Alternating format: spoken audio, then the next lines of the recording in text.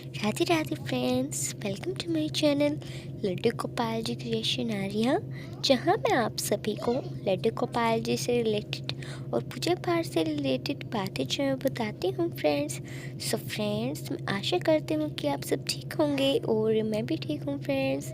So friends, आज मैं आप सभी को सफला एकादशी जो है फ्रेंड्स, वो उसकी व्रत कथा जो है फ्रेंड्स वो सुनाने वाली हूँ। तो अगर आपको मेरी वीडियो अच्छी लगे तो प्लीज़ मेरे चैनल को लाइक, सब्सक्राइब एंड शेयर ज़रूर कीजिएगा और वीडियो को एंड तक ज़रूर देखिएगा फ्रेंड्स। और अगर आपको मेरी वीडियो अच्छी और यूज़फुल लगे तो और कमेंट सेक्शन में जाकर ज़रूर बताइएगा फ्रेंड्स। So let's start. तो जो ये व्रत कथा है फ्रेंड्स, इस कथा में फ्रेंड्स हमें ईश्वर के प्रति अति कृपालु होने का प्रमाण जो है फ्रेंड्स वो मिलता है। सफला एकादशी से फ्रेंड्स ईश्वर के प्रति हमें कृपालु होने का प्रमाण मिलता है। और यदि कोई व्यक्ति अनजाने में भी ईश्वर का स्मरण करे तो उसे पूरा फल मिलता है। इस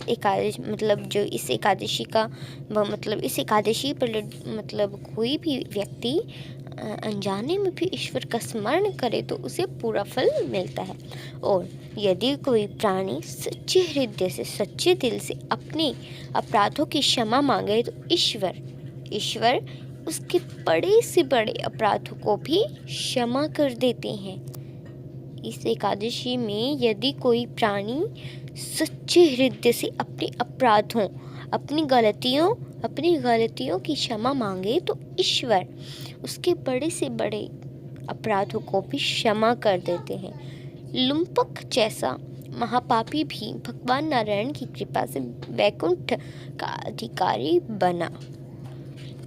तो ये थी कुछ इम्पोर्टेंट बातें जो है फ्रेंड्स सफला एकादशी की। तो अभी मैं जो है सफला एकादशी जो है वो स्टार्ट करती हूँ फ्रेंड्स। सो ये फ्रेंड्स जो ये एकादशी है, ये एकादशी पौष मास के कृष्ण पक्ष की एकादशी है। सो मैं स्टार्ट करती हूँ। श्री युधिष्ठिर जी बोले, हे भगवान, पौष मास के कृष्ण पक्ष की एकादशी का क्या नाम है? इस एकादशी से इस दिन कौन से देवता की पूजा व उसकी विधि क्या है, यह सब समझाइए। श्री कृष्ण भगवान बोले, हे राजन, मैं आपके प्रश्नों का उत्तर देता हूँ। दान देने वाले की अपेक्षा मैं व्रत करने वाले से अधिक प्रसन्न होता हूँ। अब आप इस एकादशी व्रत का महत्व सुनिए। पौष माह के कृष्ण पक्ष की एकादशी का नाम सफला एकादशी है। इस एकादशी के देवता नारायण हैं। इसका पूर्वोक्त विधि अनुसार व्रत करना चाहिए और नारायण जी की पूजा करनी चाहिए। जो मनुष्य एकादशी व्रत का तथा मेरा पूजन करते हैं वे धन्य हैं। सफला नाम की एकादशी में मुझे ऋतु के अनुकूल फल अर्पण करें, अर्थात नारियल, नींबू, अनार, सुपारी आदि और धूप, दीप, पुष्प आदि से मेरी 16 प्रकार से पूजा करें। इस दिन दीप दान तथा रात्रि को जागरण करना चाहिए। इस एकादशी व्रत के समान यज्ञ, तीर्थ तथा दूसरा कोई भी व्रत नहीं है। मनुष्य को 5 सहस्त्र वर्ष तपस्या करने से जो पुण्य मिलता है वह पुण्य भक्ति पूर्वक रात्रि जागरण सहित सफला एकादशी के व्रत करने से प्राप्त होगा। हे राजन, अब आप सफला एकादशी की कथा ध्यानपूर्वक सुनिए। चंपावती नगरी में एक महिष्मान राजा राज्य करता था। उसके 4 पुत्र थे।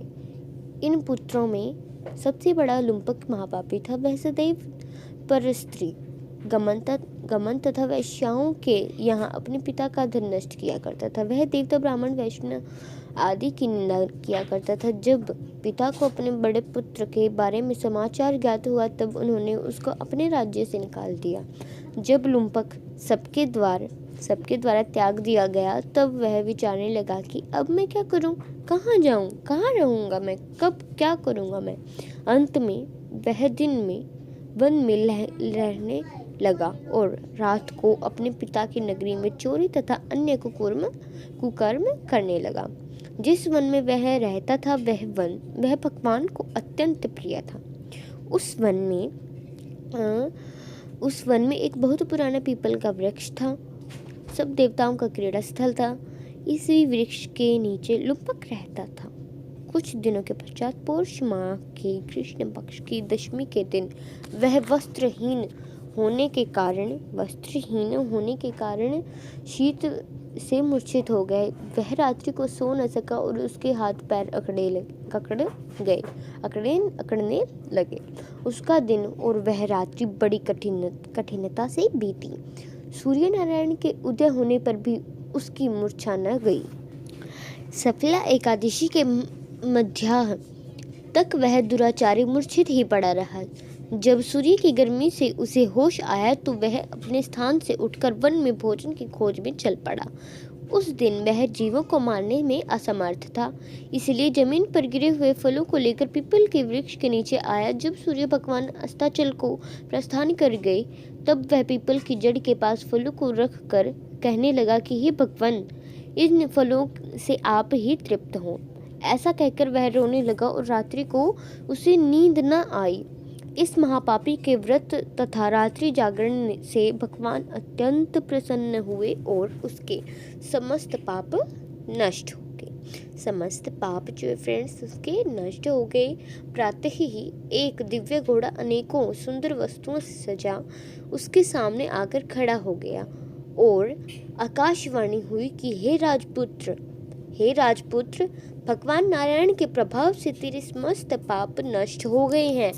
अब तू अपने पिता के पास जाकर राज्य प्राप्त कर।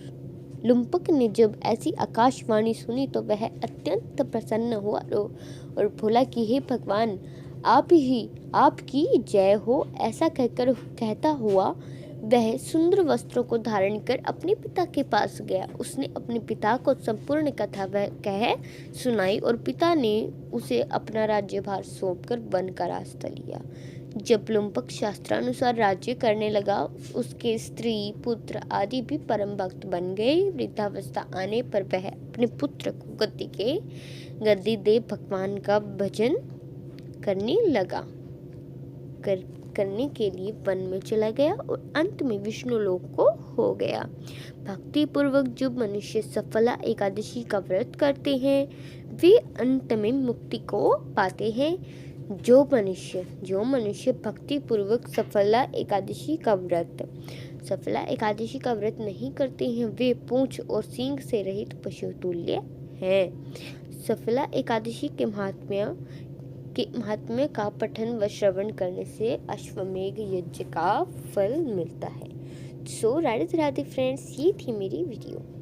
तो हरे कृष्णा।